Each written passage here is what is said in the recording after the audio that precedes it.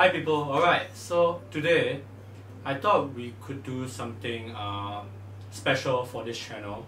I thought I could start a new segment for you guys so that you guys learn something new every Tuesday. So I'm gonna call this segment Tutorial Tuesday. So every Tuesday I'll be launching out tutorials just for you guys to learn anything regarding photography, regarding Lightroom, and Photoshop. So actually I've been doing this series for a while now. But officially, since I do have an audience right now, like that I'm grateful for this audience. I thought I could do this segment on so that it can give me a consistent reason to post every Tuesday. So yeah, so welcome to Tutorial Tuesday episode 1. Let's go.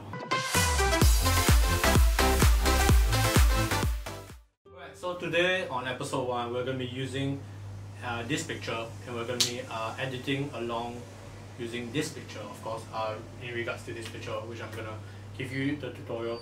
So as you can see, I think you can tell by the title, you already know that I'm going to be teaching you guys some hacks and tricks which beginners don't usually find themselves using, which I thought it'll be useful even if you're an advanced and like user of Lightroom. I thought it'll be useful for you guys to know these tricks, which I never used when I started out using Lightroom. Alright, so let's get it started. Alright, so hack number 1 is people not using the white balance tool. So basically, when you open up a picture, every picture, if you can see, give me a moment. When you open up a picture in Lightroom, as you can see, every picture has their own temperature and tint. So at this white balance bar, down at the basics, right? So it's more, this picture particularly, is more to the left side, which is bluish, and the tint is more to the right side, which is more pinkish. Alright, so usually when you open up a picture like this, the white balance isn't corrected because sometimes when you go enter a room, right, you take a picture, you seem to find it more yellowish. I'm guessing, like if you take a picture, it's either more yellowish or bluish, and sometimes you need to correct it because the white balance is not there. So basically what you can do, what I usually do is, down here there's a bar called, you click it as short, you click it and you click auto. Alright, so it didn't make a drastic difference, but that's okay. You go to the left side and you click this droplet here, and you find the whitest area of the picture and you click it, and usually, boom, a drastic change in the white balance will occur. So basically this is supposed to be the color that is seen in real life, other than when you shoot in your camera. So yeah, that's hack number 1 in correcting the white balance, is people not using the white balance tools to make it to full use. Yeah, that's hack number 1. Alright, so hack number 2 is, when I first started out using Lightroom, I didn't fully utilize the HSL sliders, the hue, saturation and luminance sliders. And let me go bring you guys to it. So I already auto adjusted this photo already. So usually I seem to be like, okay, I'm happy with this photo, I'm done. That's when I first started out. But I never ever click this HSL sliders and go readjust the colors in my favor, because colors are what makes the photo more in your own style, I would say. So for me, I'm a sucker for cyan and teal in a way. So usually when I see blues, I get excited because I can get to manipulate it in the HSL sliders to become it more teal. Alright, so basically, okay, the hack which I'm gonna teach you is, usually you can do this. You can, like, if you see a blue, you can slide it all the way to the right, to the left, or to the right. Or what you can do is, you can click this bar right here at the top left, click it, then the color that is you have put it on the mouse, you can either move it down, which will move it to the left, or you can move it to the right, where it will become more purplish. But of course I want to move it more slightly to the left.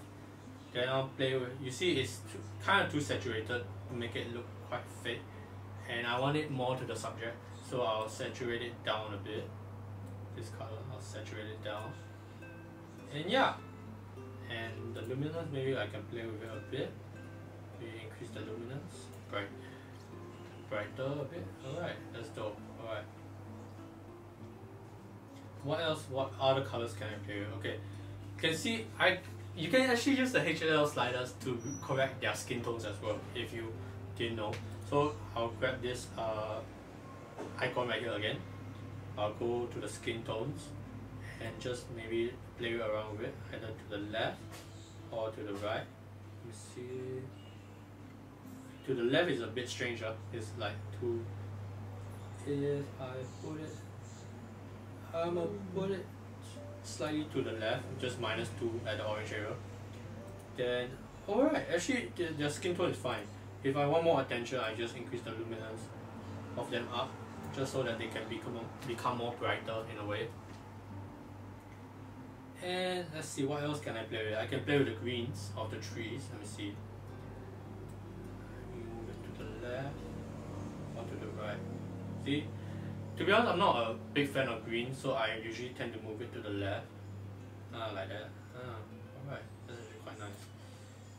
Let's see, how about the yellows? Right here. Right. Okay, actually that isn't too bad.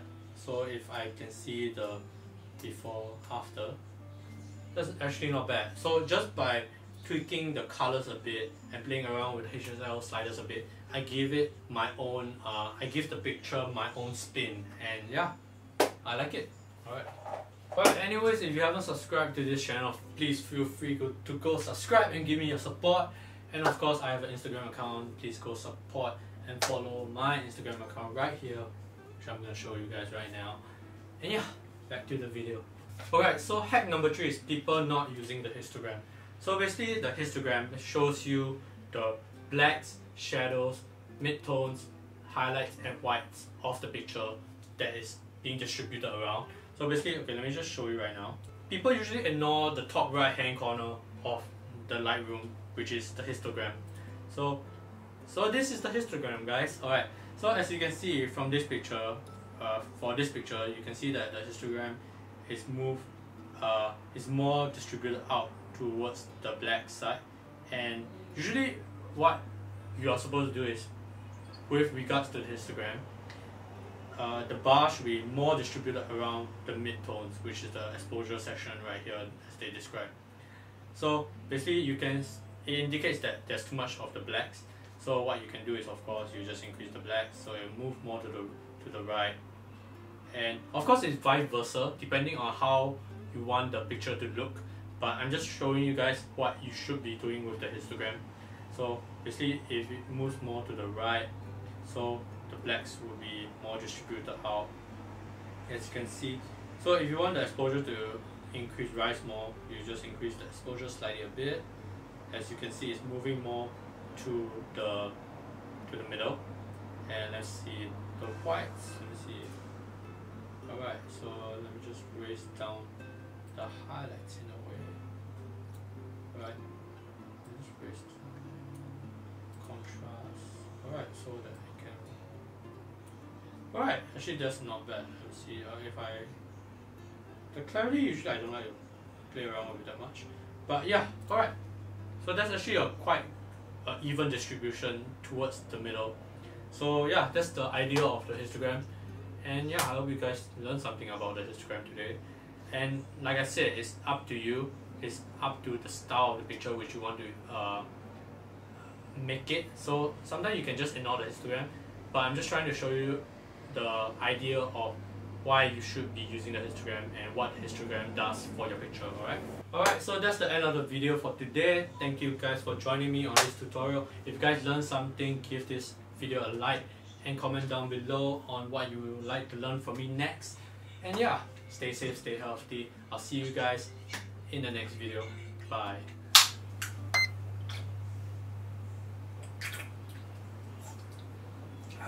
That's what I needed. Alright.